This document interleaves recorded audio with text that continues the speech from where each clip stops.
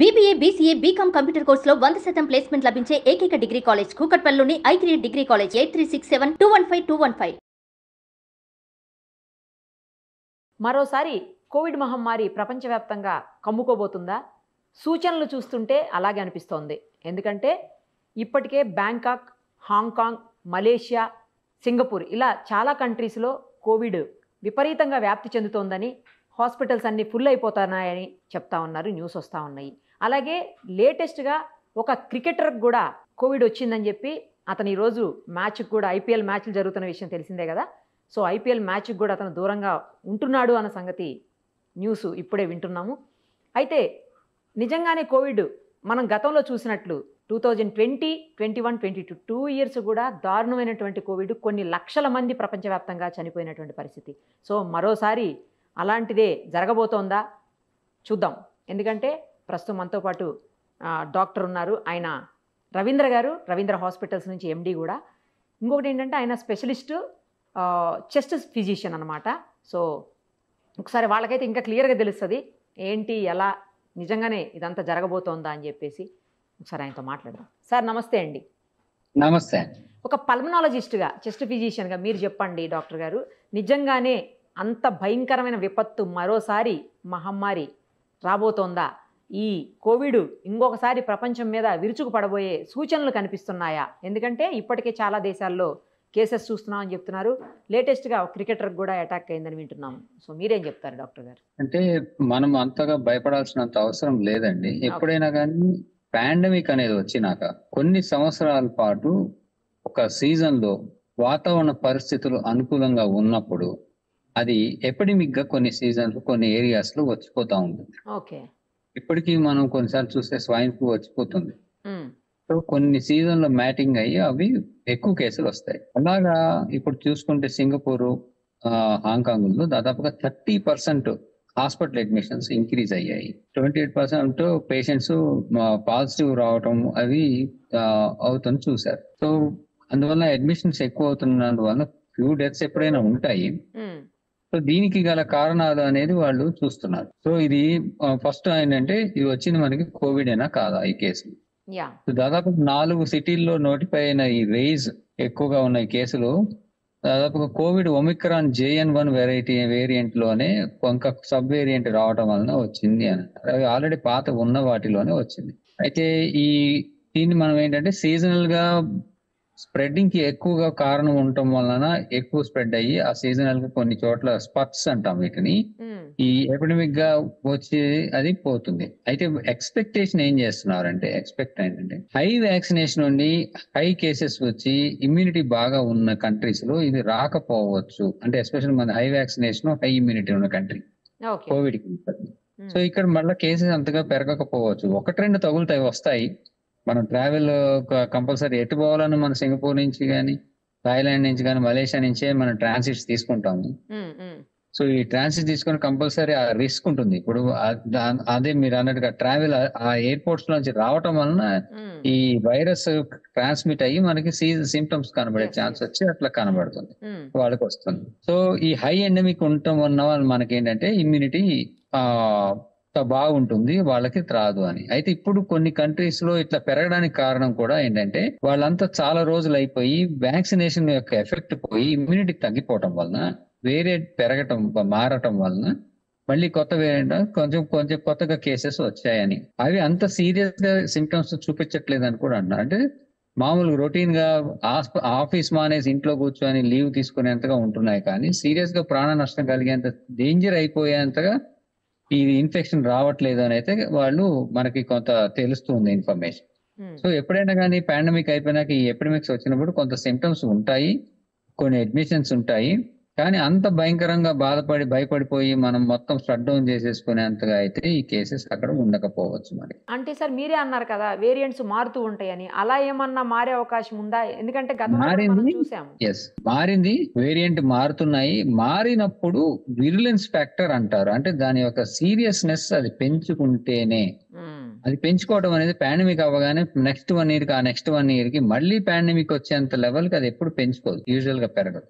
Okay. So కొంత variation రావటం వలన దానికి సంబంధించిన గ్యాప్ కూడా మనకి రావటం వలన ఇమ్యూనిటీలో తేడా రావటం తగ్గుతుంది కాబట్టి హెడ్ ఇమ్యూనిటీ అంటారు, కమ్యూనిటీ ఇమ్యూనిటీ. ఓకే. ఈ గ్యాప్ రావటం వలన మళ్ళీ కొన్ని కేసెస్ వస్తున్నాయి, కానీ అదంతా సీరియస్ అయిపోయి మళ్ళీ ఏఆర్డీస్ అయిపోయి పేషెంట్ అంత లెవెల్లో డెత్ రావడం అనేది సేమ్ వైరస్ కి యూజువల్ గా వెరీ అన్ఎక్స్పెక్టెడ్ రేర్ థింగ్ మనకు జరగటం అనేది. సో మనం అంత బాగా కొన్ని కేసులు అయితే ఉంటే జాగ్రత్త ఉండాలి, ట్రాన్స్మిషన్ జరగకుండా కొంత మనం అయితే చర్యలు తీసుకోవాల్సిన అవసరం ఉంటుంది. కానీ ఇప్పటికీ మన ఇండియన్ గవర్నమెంట్ నుంచి మాత్రం అలర్ట్ అయితే ఇంకా వచ్చినట్లేదు. మనకు కూడా కేసెస్ కనబడుతున్నట్టుగా కూడా ఎక్కడ నోటిఫై అవ్వలేదు ఓకే. ఇండియా. ఓకే. అంటే గతంలో కూడా ఫస్ట్ మన దగ్గర రాలేదు కదా సార్, వేరే దగ్గర నుంచే మన కంట్రీకి వచ్చింది కదా అప్పుడు కూడా. అంటే ఇప్పుడు ఇది మలేషియా, హాంకాంగ్ ఏదైతే ఉందో, హాంకాంగ్ అండ్ సింగపూర్వి ఇప్పుడు ఈ నెల పెరిగిన కేసెస్, కానీ బిఫోర్ లాస్ట్ మంత్ కేసెస్ అయితే నోటిఫై అవడం వస్తున్నాయి ఓకే. వాళ్ళకి. ఫిబ్రవరి, మార్చి, April, May. So as the 3-4 months అయ్యే కొద్ది కేసెస్, బట్ ఇప్పుడు సడన్ గా స్పట్ ఎక్కువైనాయి. They are seeing the cases అండ్ ఇప్పుడు స్పట్ ఎక్కువైపోయి 30% అయ్యి అడ్మిషన్స్ 30% సర్జ్ అయినాయి. It is not that admissions zero కాదు, ఆల్రెడీ ఉన్న అడ్మిషన్స్ కి ఇప్పుడు సడన్ గా 30% సర్జ్ అయ్యి ఎక్కువయ్యాయి. సో వాళ్ళు ఆల్రెడీ కేసెస్ చూస్తున్నారు, దాంట్లో ఎక్కువయ్యాయి. దీనికి కారణం ఏంటంటే ఒకటి ఇమ్యూనిటీ తగ్గిపోవడం, వాళ్ళకి వ్యాక్సినేషన్ షెడ్యూల్ గ్యాప్ అంటే ఆపేసుకొని గ్యాప్ పెరగటం, 3 వేరియంట్ పెరగటం, 4వది వాతావరణ పరిస్థితులు అనుకూలంగా ఉండటం ఈ వైరస్ స్ప్రెడ్ అవ్వడానికి. సీజన్ లో ఎపిడమిక్స్ వస్తాయి కదా అట్లా. ఇవన్నీ 3-4 కారణాల వలన మనకి మళ్ళా కేసులు కనబడుతున్నాయండి.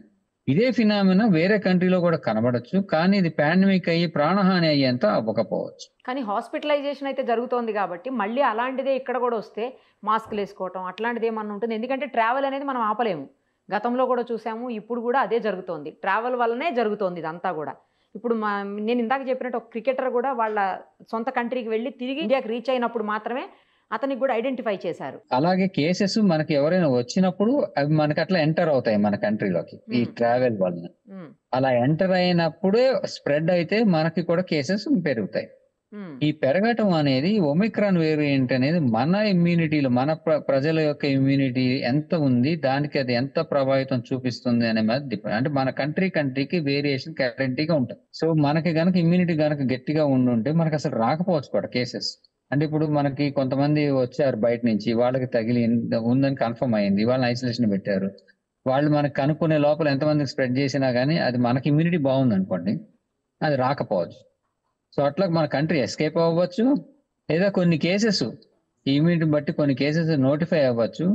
అందులో మోర్టాలిటీ అనేది 0.5%, 0.1% కొంత ఉంటుంది. సో దాన్ని బట్టి అంతగా భయపడాల్సిన అవసరం అయితే ఈ పాండమిక్ తర్వాత వచ్చే ఎపిడమిక్స్ కి మనం అంతగా భయపడాల్సిన అవసరం ఉండదు. ఎందుకంటే ఆల్రెడీ ఒక లైఫ్ టైంలో ఎప్పుడో ఒకరు పాండమిక్స్ చూస్తాం, కానీ మనం ఒక లైఫ్ టైంలో ఈ గత ఒక 10 years స్పాన్ లోనే 2 పాండమిక్స్ చూసాం మనం, swine flu and now Covid. So 2 వచ్చి వెళ్ళిపోయాయి, మళ్ళీ చిన్న చిన్నగా పీక్స్ వస్తాయి, తర్వాత అలా తగ్గిపోతాయి. సో అదే ట్రెండ్ ఎప్పుడైనా ఫాలో అవుతాయి. ఓకే.